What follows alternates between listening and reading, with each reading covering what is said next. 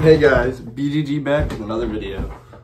Today I'm going to be talking to you guys about traveling abroad for the first time. Now, my first time abroad was about 2 years ago, right before the incident happened. I remember coming back, flying through China, feeling a little not too above the weather, and my dad calling me and telling me, oh, there's something going on in China, and maybe you have it, da-da-da-da-da. And at that point, no one would have thought that, like, anything from China would be in America, let alone I would have called whatever happened to be going on over there. But lo and behold, 2 weeks later, they shut down the whole entire world. So I didn't get to go traveling after that. Now, literally just about a week ago, Thailand has reopened their borders fully. No testing. So I booked my tickets back to Thailand. I'm going to try to live abroad round 2. I'm going to give you guys a little advice on what I did wrong first time and take you along for my journey on living in Thailand abroad.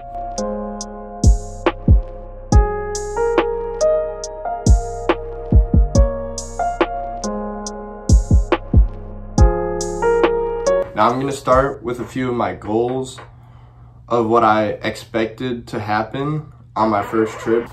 So I had a lot of big plans. I was hoping to rough it though. I had accepted that I wasn't going to have a lot of money, but I did not want to come back home. So I was willing to work for living spaces, and I actually, before my trip, started working on skills that I could use abroad. The first skill I picked up was real estate photography. I picked that up because I thought I could offer my skills of a photographer to these different hostels and stuff for a place to stay. I even heard about an app called Worldpackers that I found a hostel looking for my skills, offering a place to stay in exchange for those. So I signed up, I booked with them, and I started planning my trip. I also had big plans on bringing who I was with me at the time, but you kind of learn that not everyone is looking to travel abroad or see the world and rough it. So that's something you kind of have to expect when you're talking to friends, family, or anyone that you would want to come with you. And honestly, it's something you hear a lot from people that travel, but traveling by yourself is something you should always do once in your life. I'd say it definitely molded the trip I had and changed a lot of the experiences. I feel like a lot of the experiences may not have ever happened or been a lot different if I hadn't went and traveled by myself and I had brought someone else. Now, I had planned never to come home after that trip, or at least not for a long time. But as you can see, I'm back in the USA. Since I was planning on living abroad and never coming back, I had to give up a lot so I could have the funds to even have the chance of supporting me. I sold my possessions. I got a job, my first construction job, working outside, doing about 50 to 60 hours a week for a whole year. I ended up having to cut off relationships. And also I had to give up a lot of vices because I had some things I relied on as a vice that I didn't want to do abroad, because especially my first time being alone and everything, I did not want to break any laws in any other country because I didn't want to end up in any jails abroad. So the trip, how it started, I ended up getting dropped off by my ex at the airport, saying goodbye, and taking my first flight to Chicago O'Hare. I landed there, had a layover of about maybe an hour or so, and then took off on my international flight to China. The flight was amazing. I've never had unlimited beer on a flight, but they offered that to me, so I was properly sedated. They also brought great meals for airplane food. It was pretty good. It was also not what you normally expect. I think it was 3 meals on the 14-hour flight. So when I first landed in China, that's where the trip really began for me. Once I off-boarded the plane, I started looking around. It was so interesting because You know, not being in another country, you don't realize how culturally different a lot of things are. You know, you're still in a building, you still have sidewalks, you still have all that normal stuff. But not being able to read a single sign around you, not being able to speak to the majority of people around you, it makes you feel alone, and it can be pretty jarring. Now, it's something you adapt to, you get used to, you figure out how to work around those barriers, but the first moment it really hit me was when I stepped off that plane. I looked at the signs. Now, there was some English on the signs, and I looked around me, but I realized as all the foreigners got off the plane with me, dispersed throughout the airport, I realized there was no one I could ask for help. So, that being said, I decided to try to navigate myself through the airport to my next terminal. There was a lot of things that I don't exactly remember what I was doing, but I remember having to go to machines, scan my passport, get different tickets, visas to enter or for a 24-hour stay, and all this stuff, and trying to navigate the lines where I should be and stuff. And it felt very daunting, but I just kept moving, kept following other people, asking as many questions as I could, even if I wasn't understood. Luckily, in the airport, a lot of the airport attendants will understand English because they're working with a lot of other foreigners. So even if their English isn't the best, you can communicate and they will help you find where you need to go. So I just kept moving forward, kept asking questions until I got to the right line for the visa. As I was standing in line for the visa, I ended up meeting someone who was also abroad. She was telling me about her stories, being abroad for about 7 months, leaving with her boyfriend, having a great time. She was on her way home to Canada to visit family for the holidays. So it was just really amazing speaking to her. Like, speaking to her and hearing what she had to say really gave me courage to keep pushing through my journey. So once I made it to that gate, I continued pushing through, got to my plane, and flew off to Bangkok. Landing in Bangkok about 10 hours maybe, don't quote me, I'm not 100% sure, that's just a rough guess, but about 10 hours later landing in Bangkok. So the first night I landed in Bangkok, it was amazing. I got dropped off at my hotel I had booked for the first night. Right across the street was a little nightlife. I went and explored the area, saw the bars, all the neon lights. It just felt so awesome being in the city, getting the cheap street food everybody talked about, you know, and just really seeing what I had gotten to, because for the longest I had wanted to do the trip. For years I had wanted to take a trip abroad, and I had finally done it, and I just took it all in the first night, and it felt amazing. It really felt like I accomplished something I'd wanted to do for a long time. Now the second morning I woke up, decided to walk the city, explore some more, and I hopped on a tuk-tuk eventually, rode around the city, had some beers on the tuk-tuk. It was amazing. I even saw a Chihuahua riding on the back of a moped. Now, I've never seen anything like that in America, and it's a story I always go back to telling people whenever they say, oh, you should get your dog in the back of your motorcycle or whatever. I've seen it done. So, about a few hours into the tuk-tuk, I was trying to get him to bring me back to my hotel, but he wanted to show me more things, and I kind of just rolled with it, even though it was getting close to my bus departure, which was the next part of my trip, because I was heading to an island to work at the hostel. Bangkok was just my first step between a bus and then a ferry to the hostel. So then I got dropped off at my place. Once I got dropped back off at my place, I got all my stuff together, headed to the bus stop. I made it to the bus stop, and with just about 10, maybe 20 minutes to spare, trying to make it to the bus station was my awakening. I realized how hard some things would be without having phone service, for using my phone as a translator, without knowing any of the language, and without ever trying to communicate with anyone that doesn't speak English. So, taking that into consideration, I tried to make it to the bus station. I tried to make it to the bus station the same I did the Chinese airport. Talking to people, asking questions, showing my ticket. But it wasn't enough. I got to a point where I got to all the buses, but there was probably about 20 buses, and I had no idea which one was mine. There was a ton of words in front of the buses, probably the destinations I were going to, but I had no idea what they said. I tried to ask a lot of people, but a lot of them were locals, and they didn't understand English, and the ones that did, when they tried to tell me try to help me, I didn't understand what they were saying. So it became very frustrating, and I was ready to give up. I found a KFC in the area with Wi-Fi. I called my girlfriend at the time. I told her I wanted to go home.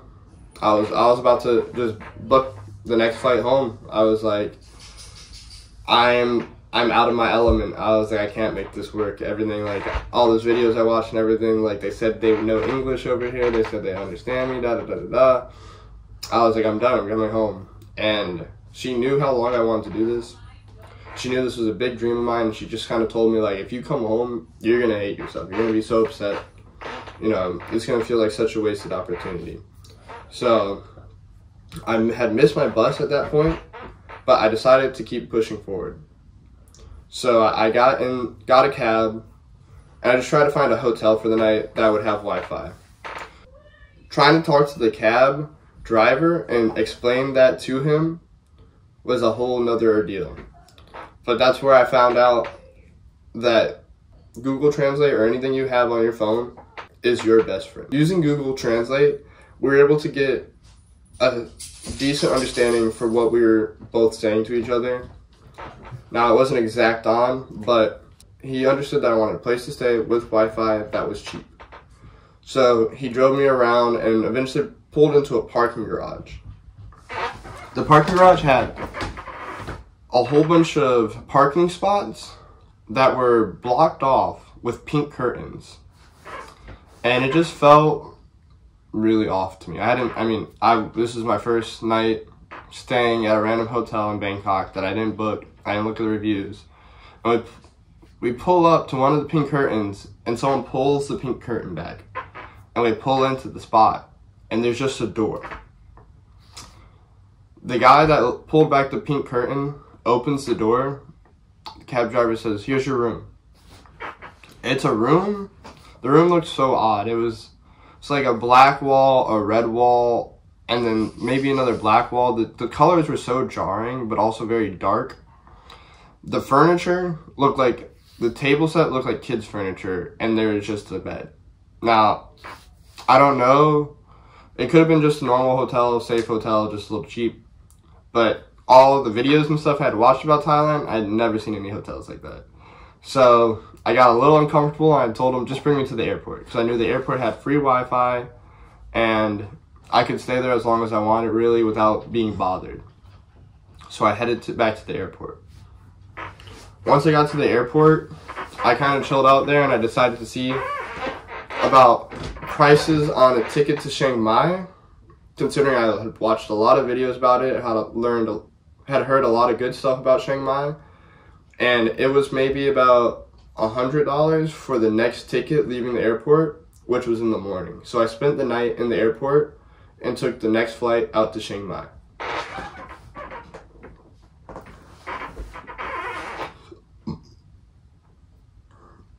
Now, landing in Chiang Mai, I had booked the hotel before we landed.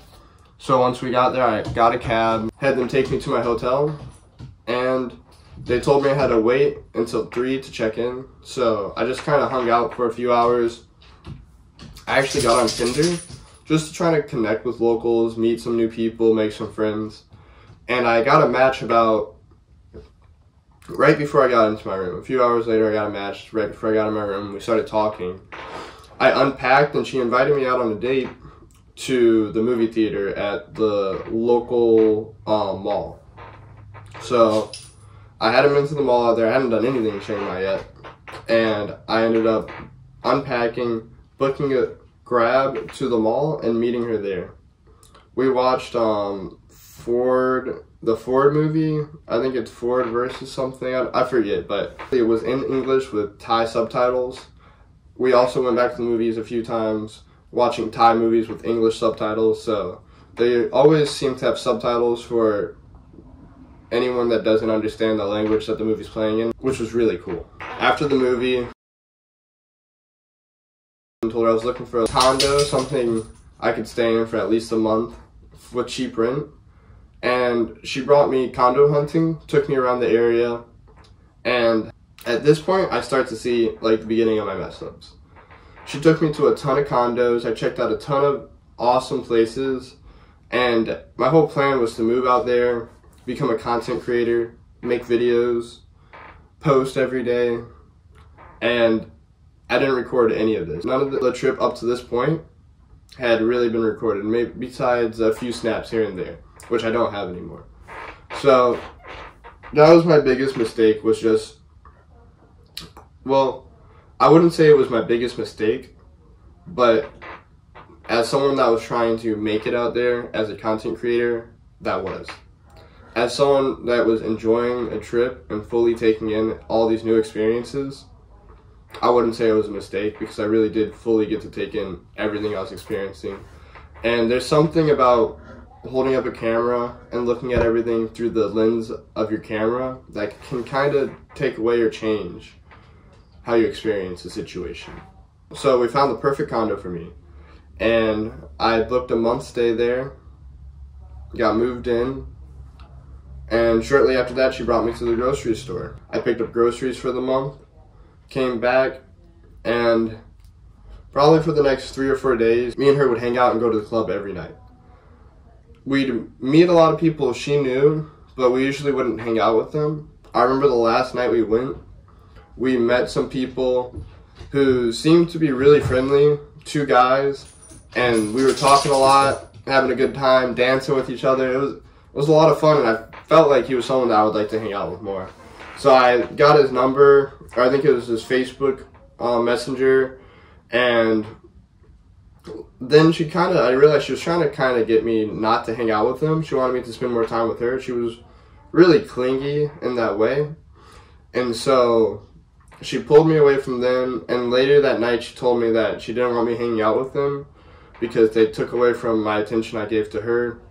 And that was kind of the end of everything. We had hung out for about maybe 3 or 4 days, and I wanted to make friends, experience Thailand.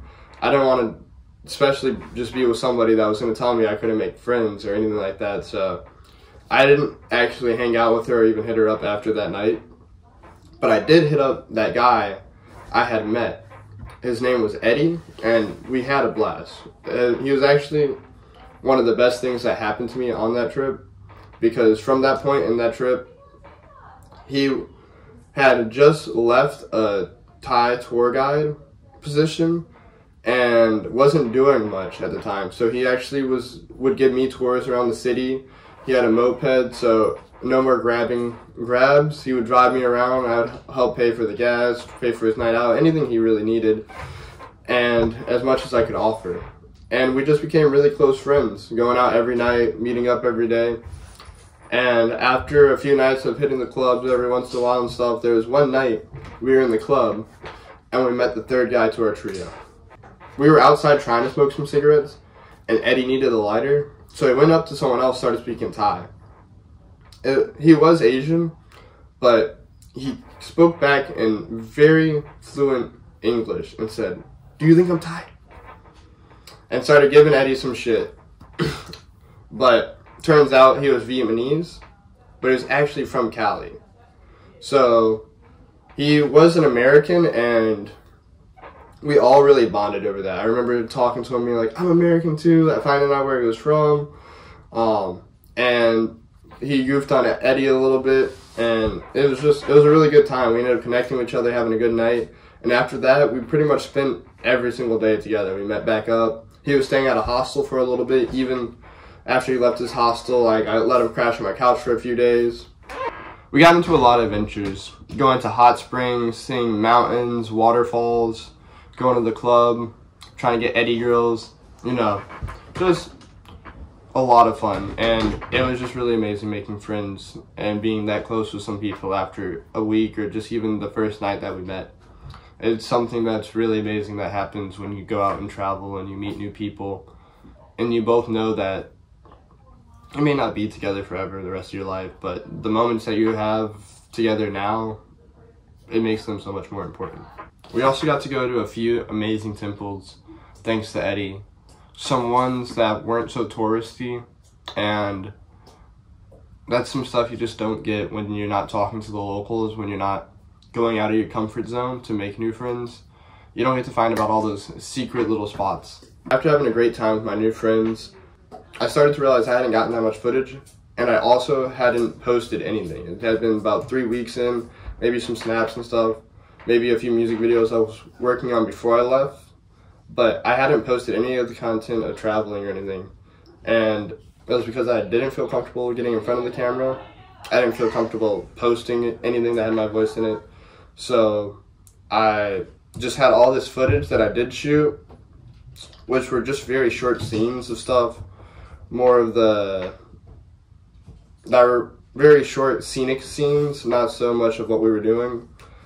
And I hadn't posted anything. I hadn't built up a following like I said I would, none of that. So we're coming up on the end of the trip, and I just found out that also my visa was expiring, and it was going to expire before my hotel lease was up. So I was going to have to either take a visa run, and Eddie was actually planning a trip to Malaysia to see his mother, so I was going to visa run with him on an overnight train to Malaysia and then just come back. And also Kenny was planning on leaving to Vietnam around the same time. So we started getting Kenny ready, getting him his visa. You have to do a few things prior to going to Vietnam to get a visa. So we went with him to do all that, and then he flew out maybe the next day. Me and Eddie had about 2 more days before we had to take our overnight train to Malaysia. The next day, Eddie got an emergency call from his mother and had to take the trip home by plane immediately that day. So I didn't have anyone to navigate the train or any of that with me anymore. And after reflecting on the bus situation, I decided that I wasn't going to go through with taking the train to Malaysia. I didn't have anyone to go there with anymore. And so I called the family, asked for a loan to get a plane ticket just to come back home. And I booked a plane ticket, the cheapest one I could find, layover in Vietnam. And I waited a few more days before my flight came up and I flew out.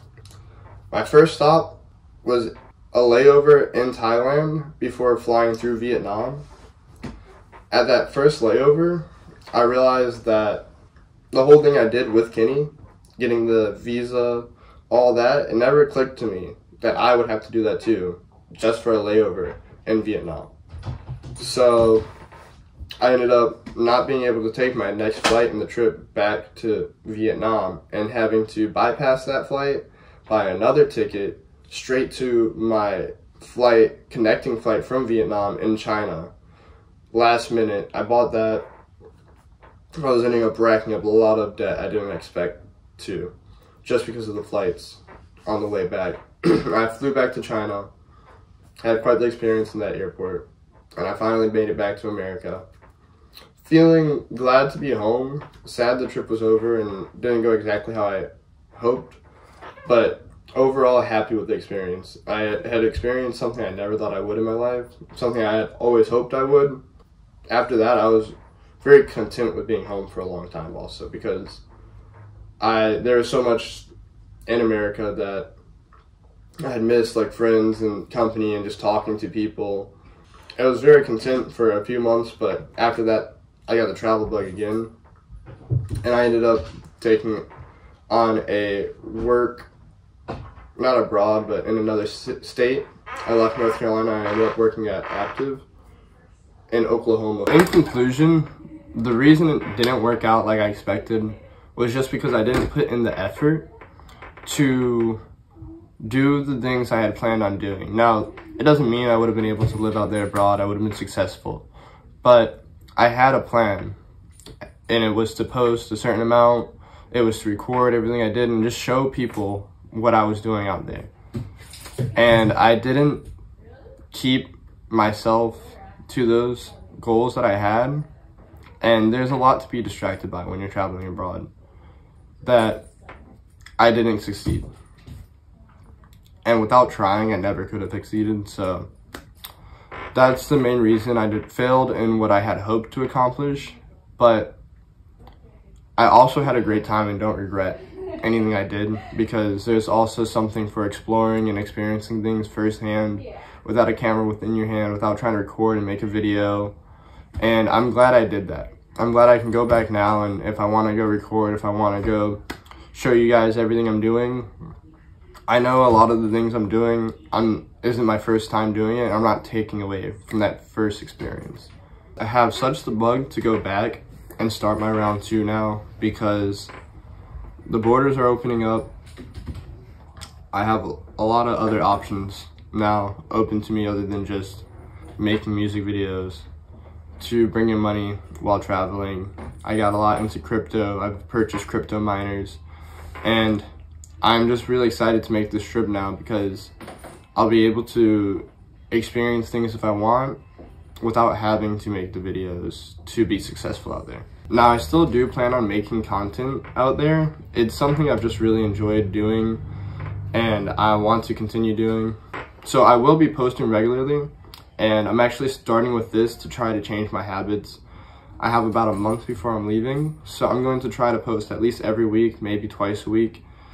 Taking a little adventure in my town, something cheap, free, just to go and show that, one, when I get out there, if I can find stuff to do in my little country town for free, I can definitely find stuff to do for free out in Thailand.